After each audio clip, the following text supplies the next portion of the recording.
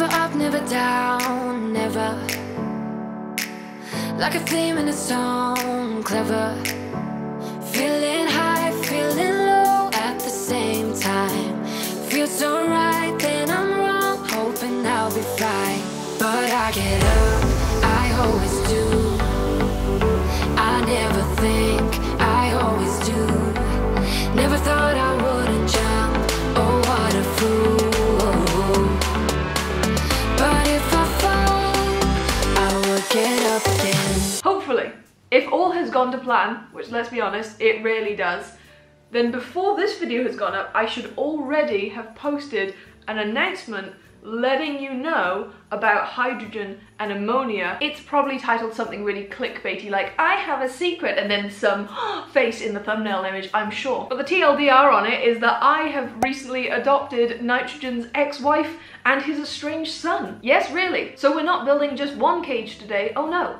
We are building 2 cages. The design I've come up with for these cages is very similar to my pre-existing beaker and petri dish combo. I'll show you the plans for that in a second so you know what I'm talking about. But it's not going to be some fantastical, fancy, over-the-top kind of build. I'm keeping this one very simple because given that I'm building 2 cages, I wanted to keep the cost down as much as possible. This was always going to be an expensive project and it just made sense to keep things affordable. You can see what I mean by I've based the design off the beaker petri dish combo, the difference being that it is a slightly smaller version of the design. Also, they are both the same size, whereas the petri dish is slightly wider and longer than the beaker. I think the beaker is about 1,300 square inches, something like that, whereas the petri dish is 1,600 square inches, and both of these enclosures are 1,000 something square inches. So that's what we're building today. I've got the wood behind me here already cut out, measured, ready to go, and we're basically going to be building this kind of like a bit of flat pack IKEA furniture. Genius that I am, it's just occurred to me. I haven't painted these yet. That's something I need to do first, really, logically.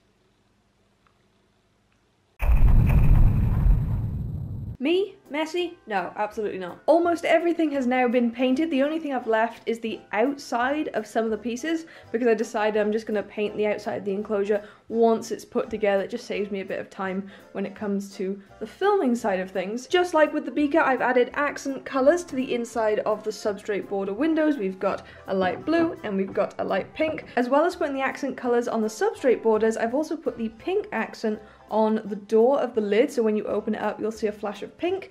I've also put some blue on this window, which is going to be the right hand side of the dropper. Also for the dropper, this is the frame for the door of that cage, which I had to put together off camera so I could paint it properly. But on the back side of this, so when you open up the cage, this also has blue on it.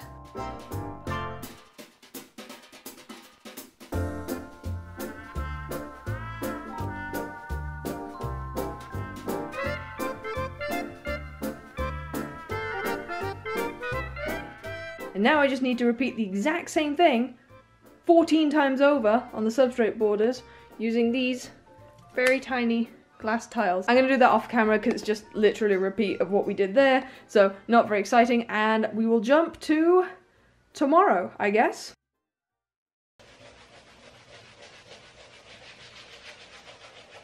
It's day 3 of this project. The silicone is nice and dry, the borders are looking lovely, the windows are looking lovely. Now, last thing to do before we can just stick everything together is to mesh the dropper door. So I have a piece of mesh here, it's 120 centimeters long and something centimeters wide, and this is 1 centimeter square wire mesh. I buy it from my local hardware store. Bertie, if you don't stop swiping things off that counter, I'm gonna swipe you off the counter. What did I just say? Got my handy dandy staple gun, my door frame. Got my door frame, and we're gonna staple it together.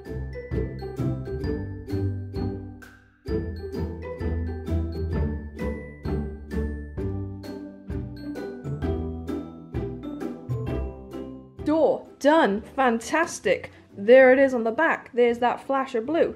Doesn't it look great? And now I think we can finally start putting this together. So let's grab this piece over here. I'm gonna screw some wheels into this because adding wheels to my enclosures is the best thing I have ever done.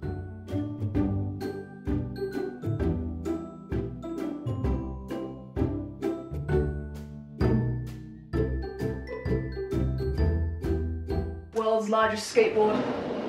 Next we have the back wall, which already has the pilot holes drilled in, and we should just be able to drill it straight in to the back of here, hopefully. What we will do is stand these on their end, line them up. Oh, that's a great camera angle.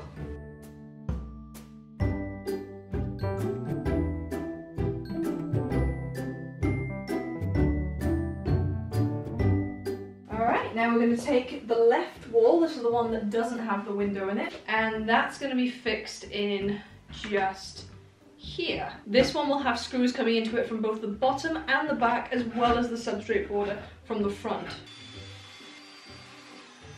Actually, while we've got it like this, I might as well put the window on the other side as well. Okay, there we go. Look at it! It's already looking beautiful. I love it. Right, so let's put the substrate border on.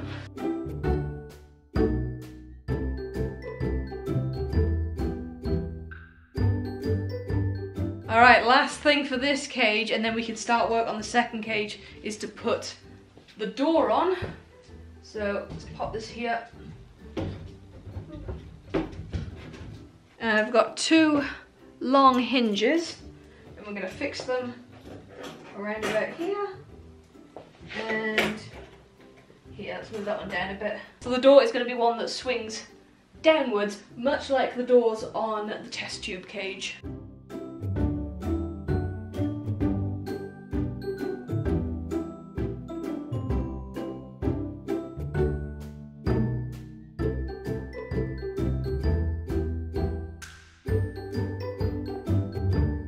And that's the dropper basically done. There's a couple of teeny tiny little things I'll have to do right at the end, but for now, this is it. That's the cage. A couple of other things I've done in the meantime. I silicone sealed all of the gaps where the pieces of wood meet together, so it's completely sealed in. That'll help the cage to live a little longer and hopefully won't need any maintenance for a long time. I also fixed some strips of wood along the front bit here and along the back bit there, which I've already painted white, and these are just so that I can have a surface to put some screws through to screw into the top cage just to hold it in place so it doesn't slip around up here.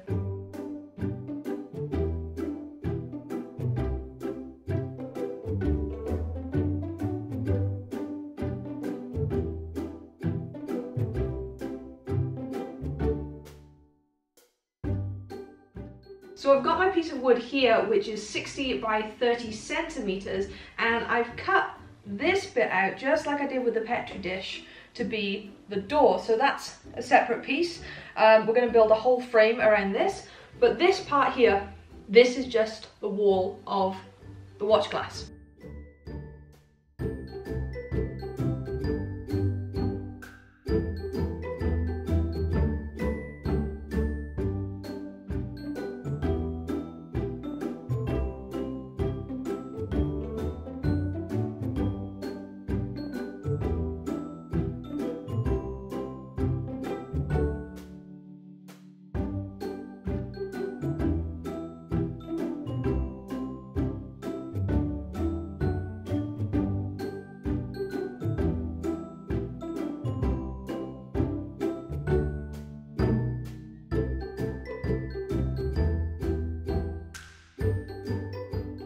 main part of the watch glass is done. Now we just have to do the lid and then we can move it on top of the dropper. So for the lid, I've got 2 lengths of wood here, which go into these little divots, there and there.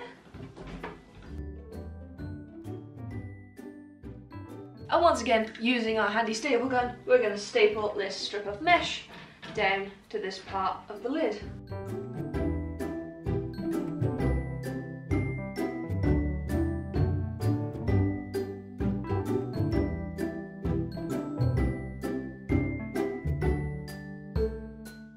And before I fix on the door part of the lid, I'm going to lift the watch glass on top of the dropper and fix those 2 cages together.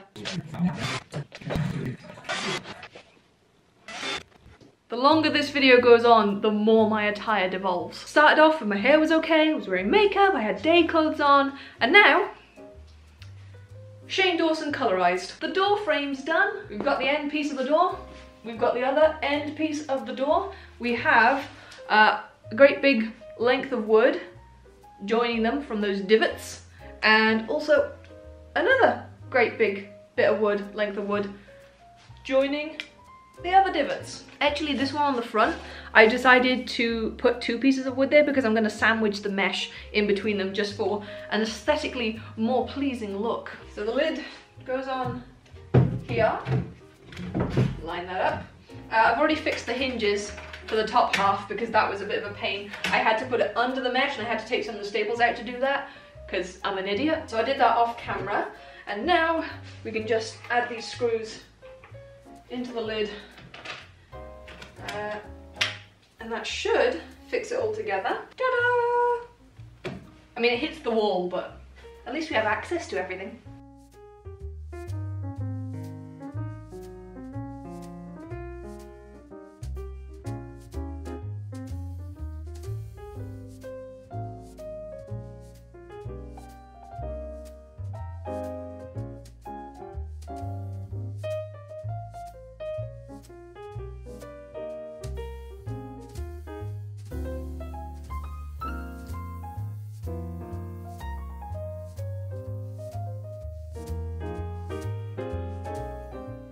It's finished!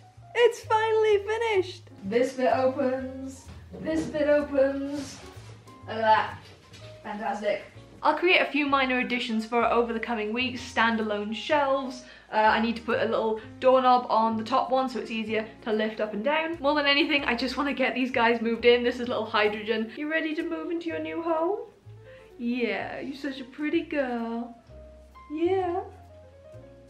Ammonia's still tucked up asleep because he's a sleepy boy just like his dad. Thank you so much for tuning into this video. If you enjoyed it, please don't forget to leave a thumbs up. You can also share the video with your friends and subscribe to the channel if you haven't already. I brainwashed myself into that paragraph. I could recite it in my sleep. Thanks for watching, guys. I'll see you next time.